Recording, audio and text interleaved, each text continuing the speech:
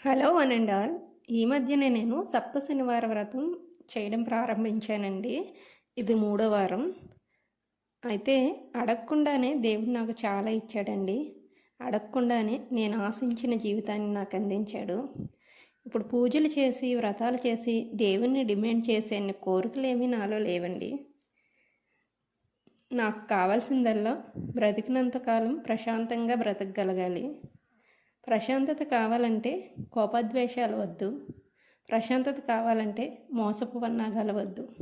ప్రశాంతత కావాలంటే ఈర్ష్య అసూయలు వద్దు. ప్రశాంతత కావాలంటే గోల గొడవలు వద్దు. వద్దు, మన ప్రశాంతతను పాడు చేసేవేమీ మనకొద్దు. జీవితం చాలా చిన్నది కదా. ఈ చిన్న జీవితంలో దేవుడిచ్చిన బంధాలు చాలా గొప్పవి. నా అనే అహంభావంతో బంధాలను చెదరగొట్టుకుంటే ఏమో తెలీదు ఏ చెడు వార్తతో ఏ కథ ఎప్పుడు ముగిసిపోతుందో.